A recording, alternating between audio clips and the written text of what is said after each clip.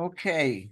I think the only person that's seen around more than Waldo is our friend Young. So take it over, Young. This is yours for Thank now. you. Thank you so much, Howard, and thank you with inviting me to this wonderful meeting. It's a real privilege. Hi everyone, my name's Young. I'm a grateful recovered alcoholic, and also I want to thank you for giving me energy as I come on. As Howard said, I've been on the road for a few weeks, and I started off this morning with Joey in New Zealand, and now I'm hopping over to the States. And I did feel really tired when I came on, but when I listen to your voices and feel the spirit within you and hear Dina's voice, I feel fired up again. So, thank you. We'll start on page 78. The last paragraph. Perhaps we've committed a criminal offence, which might land us in jail if it were known to the authorities. We may be short in our accounts and unable to make good. We have already admitted this in confidence to another person, but we are sure we would be imprisoned or lose our job if it were known. Maybe it's only a petty offence, such as padding the expense account. Most of us have done that sort of thing. Maybe we are divorced and have remarried, but haven't kept up the alimony to number two. She is indignant about it and has a warrant out for our arrest. That's a common form of trouble too. Although these reparations take innumerable forms, there are some general principles which we find guiding. Reminding ourselves that we have decided to go to any lengths to find a spiritual experience, we ask that we be given strength and direction to do the right thing, no matter what the personal consequences may be. We may lose our position or reputation or face jail, but we are willing. We have to be. We must not shrink at anything. So I'm going to just jump around a little bit before I get into exactly what I've read today. And I'm thinking what I've learned already by going through these pages is what an amends is. You know, I why I need to do an amends. That it's not an apology, it's not to get a result, it's to clean up the wreckage of my past. I agreed I'm going to go to any lengths for victory over alcohol. I understand that if I don't get into these amends, I might drink again. There was that huge warning, you know, and this is why I come into the rooms of Alcoholics Anonymous, because I couldn't stay away from the first one. So I flow through these 12 steps. I start to go through some shift, and the amends helps me to see that my life run on my self-will. When I've wrote my inventory, there you go, Young. There's your life run on your self-will without God, godless, agnostic, hopeless alcoholic, but struggling with life sober also, making a mess and causing harm because you don't seem to have the power not to cause harm. I don't seem to have the power not to cause harm because I don't see when I do. And step 9 gives me the opportunity to show God working through me and starts freeing me from the past. I remember I went into one treatment center, maybe number 3. And when I came out of that place, it was almost like the guilt and the shame of the harms that I caused to my children and to my family seemed to follow me around like this dark cloud. And I couldn't seem to shake it. I couldn't, and of course I picked up again because I can't sit in that pain. But today I can see this, as well as the steps that come before, is what frees me from that, because it allows me, as long as the person agrees to that, allows me the opportunity to clear up this past, this wreckage of my past. So before the pages that I've read today, last week there was some instructions which I love, not just for the amends but for life itself. It says, I go to this person that I've caused harm to in a helpful and forgiving spirit. I love that. I love that. That's how I'm going to try and live today. Under no condition am I going to criticize a person, such a person, or argue with them. under no condition.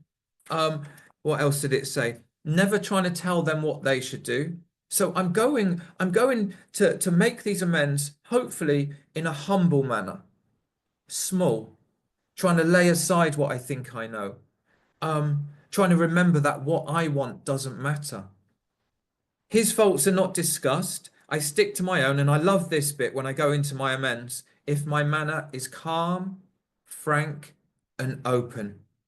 Um, so what I've read today, perhaps we've committed a criminal offence which might land us in jail if it were known to the authorities. I'd committed a lot of criminal offences in my past, in the madness. And I love that word madness. It really sums it up for me when I'm kind of insane and I do insane acts because I'm driven by the lower power. And what else? I just wanted to. We may be short in the accounts and unable to make good.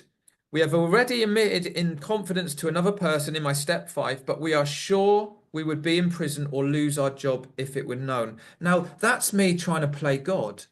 I'm sure I can't do this. I'm sure this is going to happen. It's almost like when my mind is in control, it tries to talk me out of making the amends because my mind always seems to talk me out of doing things that are going to feed my soul, and that it seems to try and talk me into things that are bad for me or that prevent my spiritual growth, such as you don't need to make this amends, or it's going to be too scary, or you might go to jail, or. It seems to go to the worst possible scenario. And my experience of making these amends, one comes to mind where I stole a lot of money off someone, and I was sure that this guy was going to do a lot of bad things to me, to say the least. He was a bit of a scary geezer. And when I went to him, the opposite of what my mind imagined happened. He was just happy to receive some money back. And I think, the fact that the man stood in front of him was very different. My head was held high now. He could see that I wasn't that sniveling person you couldn't. This is what I'm assuming because the reaction was so different than what my mind tried to tell me it would be. Because I went in a calm and frank way. I said, how can I put this right? Can we please work something out? I haven't got all the money, but I can give you X amount per month. And absolutely, he was like, yeah, that's fine. And I couldn't believe it. Um, Maybe it's only a petty offence, such as padding the expense account. Again, this is what my mind can sometimes trivialize some harm that I've done to someone. When it says maybe it's only a petty offence, to me, to my mind, maybe to that person it was huge and it caused them a lot of pain that I can't see. My mind, again, my self-will prevents me. Self doesn't reveal self. It doesn't, it tries to hide the truth from me. This has been my experience. Most of us have done that sort of thing. And also in this short paragraph, I was thinking about I always have to turn to God with every amends that I've done.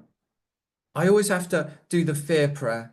I always have to sit quiet, like Bill says in Bill's story, sit quietly in doubt, asking only for direction and strength. Now, for me, it doesn't come naturally to sit quietly when I'm in doubt. Usually, when I'm in doubt, my mind tries to race, tries to work something out. It reminds me a little bit of, cold water swimming. It's very common now. Lots of people, shout about the benefits of cold water swimming. I don't like cold water. Maybe one day I'll try it. But what I do know is if I jump into a cold lake, my reaction is to struggle. But people who are trained in it, who have practiced it, they relax. They breathe into it. And that's what I think about with these spiritual practices which relate to making the amends. To sit quietly when in doubt, that takes me practice because my automatic reaction is not to sit quietly. It's to be driven by fear and to be driven by what I think is going to happen, etc. So by the time I've got to step 8 or 9, I was praying daily.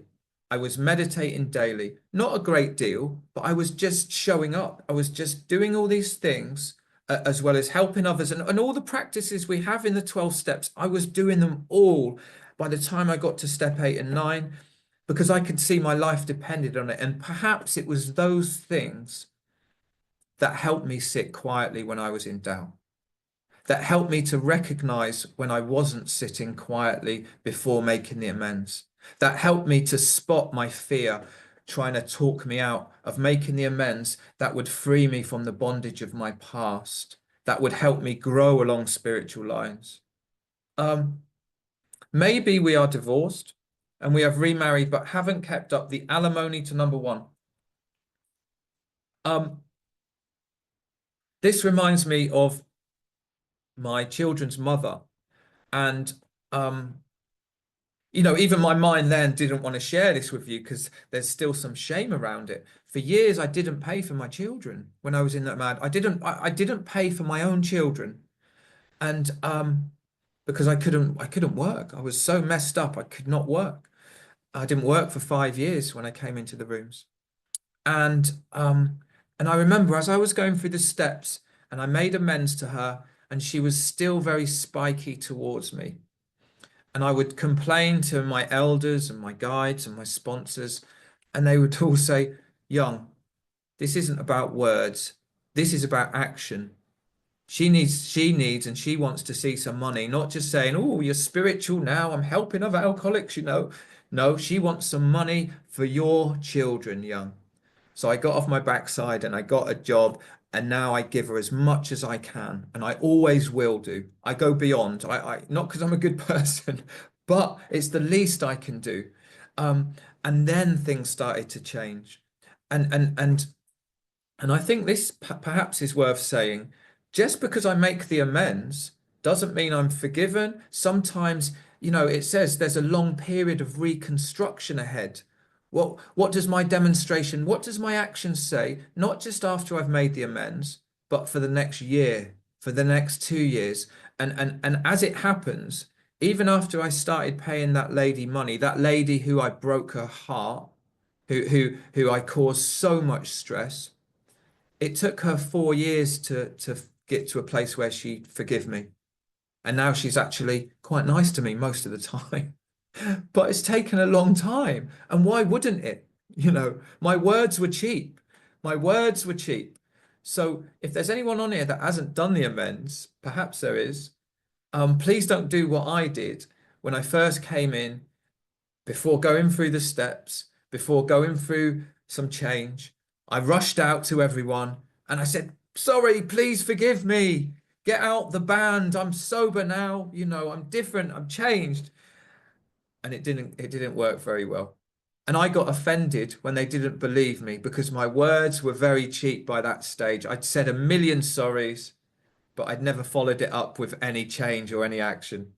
So it says she is indignant about it and has a warrant out for arrest. That's a common form of trouble too. This bit here.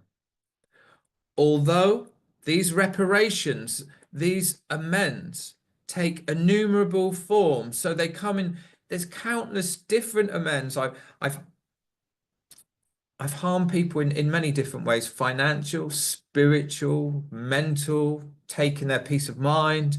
They come in these different forms, but there's some general principles which we find guiding. I need to be guided by God, by Spirit, by you guys who have made your amends. I'm going to ask how you've done it. I'm going to follow these instructions, and I'm going to get silent, and I'm going to get quiet, and I'm going to trust where I'm being guided. But also I need human interaction when I'm being guided doing these amends. I did need that. I do need that. Reminding ourselves we have decided to go to any lengths to find a spiritual experience. Any lengths. How do I remind myself when my mind is trying to talk me out of it? When I get silent, that's how I remind. Something nudges me when I get into prayer. because I think I shared this already. The last two amends that I made, my mind was trying to talk me out of doing them. One, I had to drive 14 hours and my mind was saying, "Oh, it's too far. It's not worth it. It wasn't that bad." When I get into silence, I'm reminding myself, how free do I want to be? Do I just want to have a little piece of the pie? Or do I want to be like that lady who shared on a meeting recently who said, "Young, I don't trudge, I glide." And I thought, I want to glide. I want that. I'm willing to go to any lengths. Absolutely. And what's been coming to me recently is not the last two, the ones before, this was a while ago now, was to my music partner, because I used to be in the music industry, and to my brother. And both of those people said to me, "I never want to see you again." Even my younger brother, "Never want to see you again, Young, but you can write a letter." So I wrote a letter to both of them. Like it says, some people cannot be seen. So we write an honest letter. And there was no response. They received the letter, no response. And what's been nudging me lately is to reapproach this amends.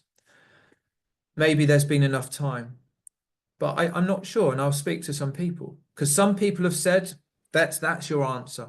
But some people have said maybe enough time's gone and maybe they've gone through some change now. So I'm just sitting with that. I'm at a, I don't know. I don't know what to do. I certainly know why they both got to the position where they didn't want to speak to me again. You know, with my music partner, um, I used to produce music and do a lot of stuff, and me and him, we were talked about as some people who were going to do well, let's say. And then I affected his career by the madness that I was in. So, general principles with any lengths. Here's some instructions. We ask that we be given strength and direction to do the right thing. In prayer, in meditation, in all matters, strength and direction. And this is what I'll be asking in what I've just shared, in this place of I don't know. I'm asking for strength and direction, no matter what the personal consequences may be. What I want doesn't matter. And you know, again, it's my mind that will take me to a place of, oh, this might happen, or this might happen. I don't know what's going to happen. I have to go into this with not being driven by fear, but by driven by whatever's going to happen is meant to happen, good or bad. Good or bad, I don't know. Maybe I need to go through bad. Maybe that's a bit of spiritual growth. Why does my mind always seem to need the good? I know that sounds a bit weird and it sounds strange coming out of my mouth. um, we may lose our position or reputation or face jail, but we are willing. Why am I willing? Because I'm trusting infinite God, even if there might be grave consequences. I have to be willing, because I might drink if I don't make these amends. I might not be free if I don't make these amends. I might be blocked from God if I don't make these amends. I might still be just driven by the self. I might be in sobriety. I might not get rocketed into the fourth dimension. I might not be able to start living in the world of the spirit, in the here and the now. Why? Because if I don't make these amends, perhaps I'm living in my head in the past, in regret, in shame, and it's preventing me from seeing the perfection of this moment, from living, from being grounded in this moment with me and God and spirit and me and you, separated from the oneness. They're so profound, these amends. When I first looked at them, I didn't think they were that important. And I just see like the surrender that happens. You know, it gets deeper and deeper, and I become smaller and smaller, hopefully. We must not shrink at anything. Fear, courage, faith. This seems to enter my heart each time I do an amends, maybe just a little bit. And then I do another one, just a little bit more sunlight comes into my soul. Because I remember doing the first amends and being really scared of what was going to happen. And again, I got into silence. And then what I thought was going to happen didn't happen. And the same happened again, and the same happened again. Um, I'm not sure why this is coming into my mind to share, but it is. There was a lady who I needed to make amends to, an ex-girlfriend, and I'd broken her heart, um, and caused her pain. And she was a person that I had no idea how I could get hold of her, but I knew something, when you nudge, something's nudging me. You need to get hold of this person. And I just couldn't. I knew I needed to put this right, this wrong. And one day I was in a place called Brighton in the UK, and I don't live in Brighton, and I was visiting there, and I was on the beach with some fellows, and I looked to my left, and there she is. There's this woman that I need to make amends to, and it just blows my mind. I think, what? But I paused because she was with people, and I thought she might not want to see me. I don't want to upset this lady, and I don't want to make a scene. So I'm with some fellows in a 12-step fellowship, and I said, what shall I do? Half the people said, you need to make this, and half the people said, no, this will be a terrible idea. So I didn't know what to do. So when I don't know what to do, I did nothing. And then all night, my head's sort of saying, you wasted your opportunity. God was laying out the spiritual breadcrumbs at your feet and you ignored it. But then someone texted me that night who'd not texted me for years, and it happened to be a friend of this person. And I said, oh, have you still got this person's number? And they said, yes. Anyway, long story short, they contacted her. She contacted me. The next day, we're meeting for a coffee, and I'm making amends to this person. I'm making amends. How can I put this right? And it's all going fantastic. And then she says, do you want to go out for dinner on Friday? And I said, yeah, okay. Without thinking about it, without thinking. And afterwards, I thought, no, this is a terrible idea. One, I'm staying with a friend. Friday's my last night. It wouldn't be kind to say, sorry, I'm going out with a lady tonight. That was my old behavior. I'm not that person anymore. So I texted her back and I said, oh, I'm really sorry. Anyway, she got really angry with me. She said, oh, you're just the same person. How dare you? Blah, blah, blah. Now, why I'm telling this story, I don't know why, but for me, it was an example of how not to make an amends to an ex, to someone I've been involved with. I didn't have these boundaries. I wasn't clear, like making the amends, okay, and then walking away. That for me anyway, it was a great lesson in if I'm making amends to exes, which I've done a lot. Now I just meet them in a coffee shop, and I say my goodbye. I'm not trying to carry something on. So just to sum up here, um, hmm, I think for me in these pages, it's got a lot of instructions so far, like I've already gone over, but also that seems to be coming out a lot, reminding myself I'll go to any lengths to find a spiritual experience. But also what's coming into my mind is that phrase from page 164, I think, in A Vision for You, which we did, Vicky, in that book study the other day. We know only a little. I know only a little. Why is it my mind is trying to tell me it knows what's going to happen with these amends? I've done some amends, and the person I've made the amends with afterwards has phoned me up and asked me for help. Said, you know what, Young, I think I'm like you, like an alcoholic. I've had amends like I shared with you the other week, where my oldest son's mother said, if anything happens to my youngest son, will you look after him? You know, why does my mind try and understand what's going to happen? And my experience has been the majority of my amends I've carried out have been very, very positive. I never knew what was going to happen. I was always surprised with what happened.